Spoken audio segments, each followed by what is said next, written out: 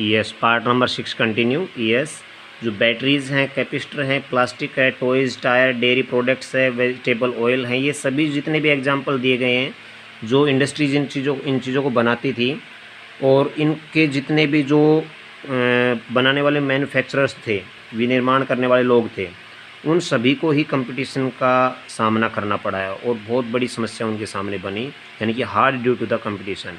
उनको बहुत मेहनत करनी पड़ी, बहुत प्रतिस्पर्धा करनी पड़ी, कंपटीशन करना पड़ा। Several of the units have shut down rendering the many workers jobless, और बहुत सी यूनिट बंद हो गई, वर्कर थे वो जॉबलेस हो गए। The small industries in India employ the largest number of workers, 20 million in the country, next only to the agriculture। और इस तरह से हम देख रहे हैं कि जो इंडिया के अंदर जो स्मॉल इंडस्ट्रीज़ थी जिसमें एग्रीकल्चर का वर्क सबसे ज़्यादा होता था, वो उसके अंदर नियर अबाउट जो 2 मिलियन, अगर हम 20 मिलियन की बात कर रखी है यहाँ पर, ठीक है, तो हम 2 करोड़ भी कह सकते हैं उसको, ठीक है। तो लगभग ऐसे लोग जो थे वो इससे काफ़ी समस्या को सामने, यानी कि उनको करना पड़ा। Next page number 69, competition and uncertain employment.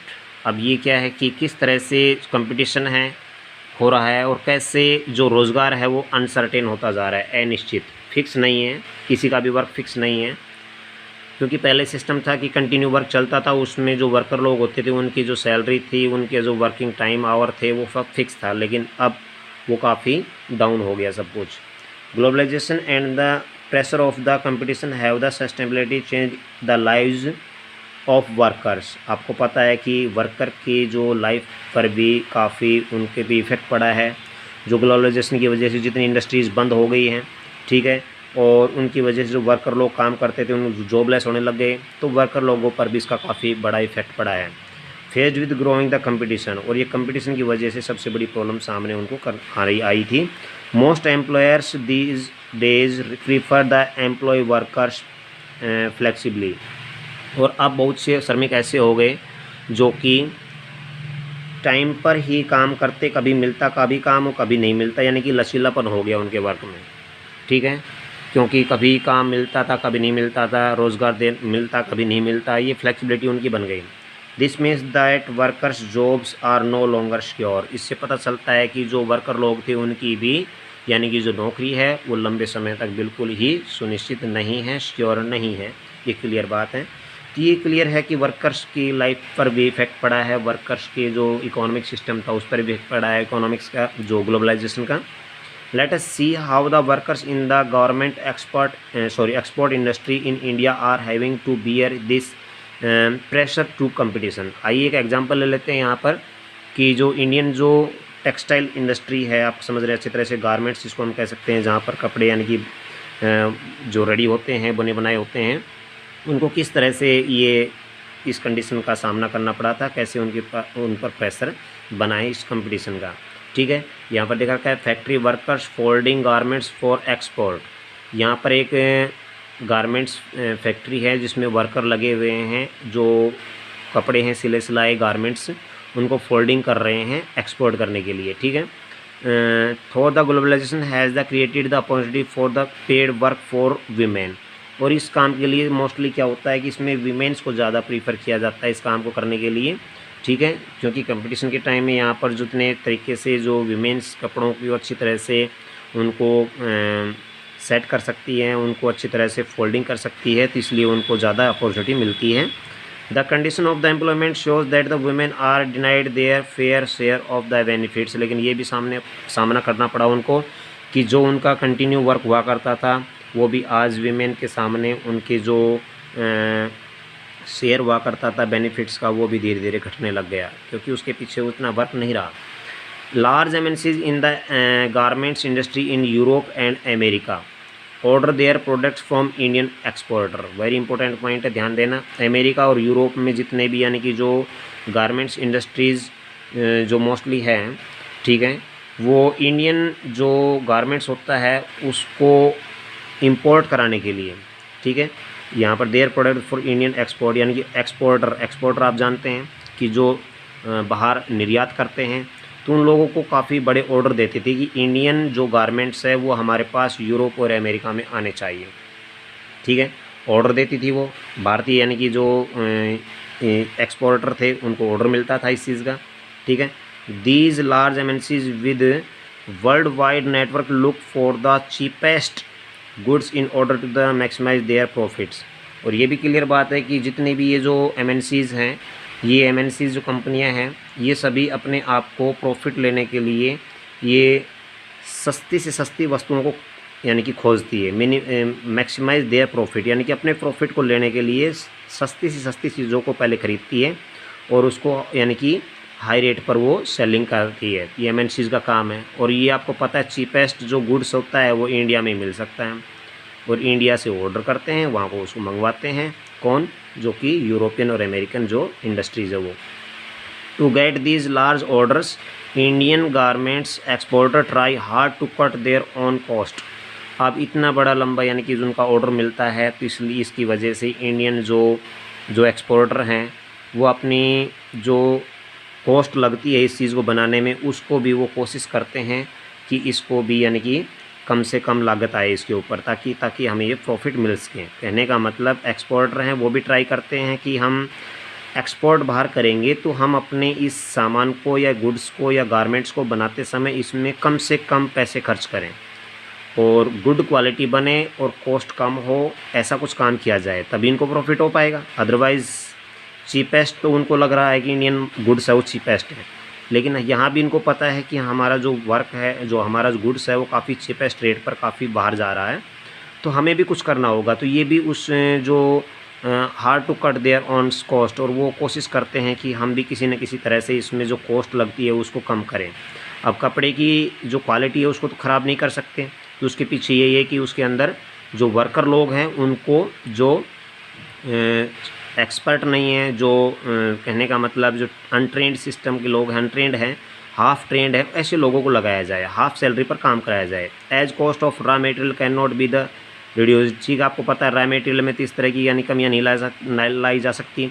Exporter try to cut labour cost, ये देखिए आप ध्यान दीजिए, लेबर कॉस्ट को कट करना चाहते हैं, क्योंकि आपको पता है कपड़े की वैरायटी तो ख़राब नहीं कर सकते, उससे तो फिर उसकी डिमांड घट जाएगी। वो क्या करेंगे, इस पर जो कॉस्ट यानी कि जो जितना भी यानी कि जो इस पर लागत लगती है उसको कोशिश करते हैं कि इसको कहाँ कम किया जा सकता है। तो इसलिए जो मेल की जगह पर फीमेल यानी वीमेंस को मोस्टली इस वर्क को दिया जाता है और लो कॉस्ट पर यह काम कराया जाता है। Where earlier a factory use to the employ workers on the permanent basis. हमें पता है कुछ फैक्ट्रीज होती हैं जो अपने अच्छी तरह से यानी कि जितने वर्कर लोग होते हैं उनको स्थायी यानी कि परमानेंट बेसिस पर उनको जॉब देते हैं।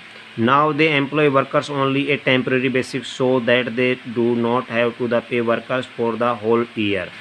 और अब वो परमानेंट बेसिस पर न रख करके उनको टेम्परेरी बेसिस पर रखने लग गए। इसकी वजह से जो वर्कर लोगों को साल भर काम नहीं मिल पाता है और उनको सैलरी भी सही ढंग से नहीं मिल पाती है, ठीक है, क्योंकि टाइम के अकॉर्डिंग और वर्क के अकॉर्डिंग उनको काम मिलता है, पैसे मिलते हैं, अदरवाइज़ वो फ्री रहते हैं। Workers also have to put in very long working hours, और लंबे समय तक कई बार काम करना पड़ता है। And work night shift on a regular basis during the peak season. कभी जब पीक सीज़न होता है तो उस समय वर्कर लोगों को बुला लिया जाता है और उनको काफ़ी लेट टाइम तक यानी कि एक्स्ट्रा टाइम भी उनसे वर्क करा दिया जाता है। Wages are low, it means जहाँ 8 आवर काम कराया जाएगा वहाँ पर 12 आवर काम कराया जाता है। और उनकी जो वेजेस होती है, वेजेस आप समझ रहे हैं, पर डे का जो सैलरी होती है, पर डे का जो इनकम होती है, पर डे जिसके दिहाड़ी बोलते हैं, ठीक है, वो बिल्कुल ही कम होती है। And workers are forced to work over time to make both ends meet. और इसकी वजह से जितने भी वर्कर लोग होते हैं वो एक्स्ट्रा वर्क करने के लिए विवश हो जाते हैं, मजबूर हो जाते हैं, और इसकी वजह से ओवर टाइम भी करना शुरू कर देते हैं, क्योंकि जो कंपनी है वो भी अपना इतनी ज़्यादा कॉस्ट को इन्वेस्ट नहीं कर सकती, क्योंकि उसको इतना प्रॉफिट नहीं हो पा रहा है, इस वजह से होता है। While this competition among the garments exporter had allowed to MNCs to make large profit। और ये भी क्लियर है कि जितने भी जो गारमेंट्स के जितने भी एक्सपोर्टर हैं उनके बीच में और जो इंटरनेशनल कंपनियां हैं उनके बीच में आपस में एक दूसरे को प्रॉफिट कमाने में भी काफ़ी हेल्प मिलती है।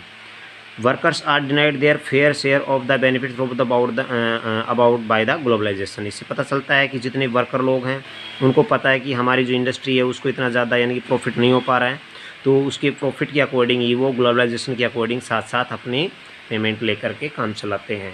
ठीक है, एक गारमेंट वर्कर की बात कर लेते हैं। ये एग्जांपल है यहाँ पर, आप देखिए ज़रा ध्यान से सुनिए। 35-year-old Sushila has spend many years as a worker in the garment export industry of Delhi. Delhi में 35 ईयर्स की जो सुशीला है उसने काफ़ी लंबा समय गारमेंट्स के एक्सपोर्ट में वहाँ पर काफ़ी लंबे समय से उसने ड्यूटी की थी, यानी कि अपनी वर्किंग का काम किया था, अपनी जॉब की थी। She was employed as a permanent worker, वो वहाँ पर परमानेंट वर्कर थी। Entitled to the health insurance, वहाँ पर उसको हेल्थ इंश्योरेंस भी मिलता था, प्रोवाइड द फंड भी मिलते थे, पीएफ भी उसको दिया जाता था, यानी कि कटता था अलग से, जो सेविंग फंड जो होता था उसको दिया जाता था अलग से। Overtime at the double rate, अगर ओवर टाइम करेगी तो डबल रेट मिलते थे उस समय उसको।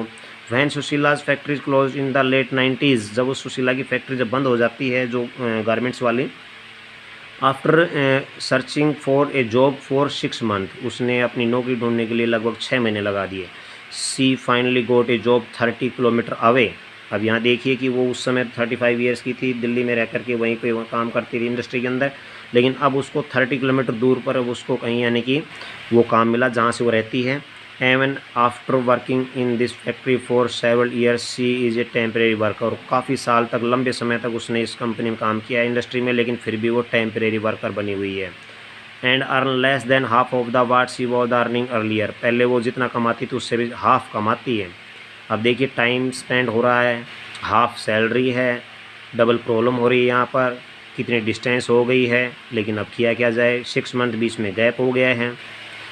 सी वॉज अर्निंग अर्लियर, ठीक है। सुशीला लिव्स हर हाउस एवरी मॉर्निंग, ठीक है। सुशीला डेली सुबह लगभग 7 डेज ए वीक एट 7:30, सुबह 7:30 बजे, यानी कि सप्ताह के अंदर अगर देखा जाता है तो मॉर्निंग में अपने घर से निकलती है। And return at the 10 PM, और रात को 10 बजे घर पर पहुंचती है। आप देख लीजिए वर्किंग टाइम आवर सिस्टम क्या होगा, वहाँ पर आने जाने में भी टाइम लगता है, 30 किलोमीटर डिस्टेंस है वहाँ पर, ठीक है। A day off from work mean no wage, और कई बार ऐसा होता है कि दिन भर काम करना और उसके बाद में किसी तरह का कोई भी पैसा न मिलना। She has none of the benefit she used to get earlier, जितना वो पहले बेनिफिट कमा पा रही थी इतना अब बिल्कुल भी नहीं कमा पा रही है कुछ भी। Factories close to her home have virally the flickering the orders and the therefore pay even less, और ये भी क्लियर बात है कि फैक्ट्रियाँ हैं वो काफ़ी, जो उनको ऑर्डर इतना नहीं मिल पाता है और इस वजह से वो उनको पे भी बहुत कम दे पाते हैं। ये सब रीज़न है, आप समझ रहे हैं, देख पा रहे हैं किस तरह से कंपटीशन चला हुआ है। Next yes, page number 70 page. Yes, the condition of work and the hardship of the worker described about have become common to many industrial unit and services in India। ये क्लियर बातें हैं कि अभी हमने बहुत सी बातें यहाँ पढ़ी, एग्जाम्पल पढ़े हैं, उनमें देखने को मिल रहा है कि जितने वर्कर लोग हैं उनको इंडिया में जो इंडस्ट्रीज़ जो यूनिट्स बनी हुई हैं उनमें सर्विस करते समय काफ़ी बड़ी समस्याओं का सामना करना पड़ रहा है, ठीक है। और most workers today are the employed in the unorganise sector, ये वेरी मोस्ट इम्पोर्टेंट है। आज अनऑर्गेनाइज सेक्टर में बहुत से लोग हैं वो जो हैं एम्प्लॉयड हैं, ठीक है। हम देख रहे हैं अच्छी तरह से अनऑर्गेनाइज सेक्टर में। ऑर्गेनाइज सेक्टर में तो बहुत कुछ चांस मिलता है, क्योंकि ऐसा सेक्टर होते हैं वो प्राइवेट सेक्टर होते हैं मोस्टली, ठीक है ना, और जो ऑर्गेनाइज सेक्टर होते हैं वो गवर्नमेंट के अंडर में होते हैं। More ever increasing condition of work in the organise sector have come to the resume the unorganise sector. ये आपको अच्छी तरह पता है कि जितने भी यानी कि जो अनऑर्गेनाइज सेक्टर हैं उसके अंदर जितना जो वर्क कराया जाता है इतना जो ऑर्गेनाइज सेक्टर होते हैं उसमें कम कराया जाता है। आपको समझ में आ रहा होगा, कहने का मतलब ऑर्गेनाइज सेक्टर में काफ़ी उनको हेल्प मिलती है, बाकी इनमें नहीं मिल पाती है, ठीक है। जिस तरह सुशीला की बात हमने पढ़ी है, ठीक है।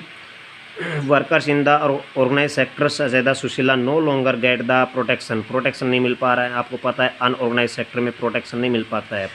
जो ऑर्गेनाइज सेक्टर होते हैं परमानेंट फिक्स सैलरी होती है और पर मंथ सैलरी मिलती है, तो उसको हम कह सकते हैं कि कुछ ऑर्गेनाइज सेक्टर सिस्टम है। And benefit there the enjoyed earlier, जितना वो पहले जितना कमा पा रही थी अब उतना नहीं कमा पा रही है, सामने सारी बातें हुई है। लास्ट पॉइंट है आपका, ठीक है, जिसमें 70 पेज पर है। Next yes, struggle for a fair globalisation, ठीक है, कि किस तरह से जो स्ट्रगल है फेयर ग्लोबलाइजेशन के लिए हमें कितना संघर्ष करना पड़ेगा, क्या होगा, किस तरह से चेंजमेंट हमें लाना होगा। The above evidence include that the everyone has the benefit from the globalisation. आपको पता है कि ग्लोबलाइजेशन से हर तरह के लोग अपना अपना फ़ायदा उठाना सोचते हैं, समझते हैं। People with the education, skill and wealth have made the best of use the new opportunities. आपको अच्छी तरह पता है कि लोग होते हैं वो अपनी एजुकेशन के लिए, अपने स्किल्स वर्क के लिए और अपनी वेल्थ के लिए सभी लोग चाहते हैं कि हम नए से नई अपॉर्चुनिटी प्राप्त करें और वहाँ काम करें। On the other hand there are many people who have not shared the benefits. और दूसरे लोग ऐसे भी होते हैं जिनके पास किसी तरह का कोई काम नहीं मिल पाता है। Since globalisation is now the reality, the questions is how to make the globalisation more fair. अब सवाल ये उठता है कि किस तरह से हम कह सकते हैं कि जो ग्लोबलाइजेशन है वो पूरी तरह से अच्छी तरह से काम कर रही है, क्या वो अच्छी तरह से और भी अच्छी तरह से काम कर सकती है।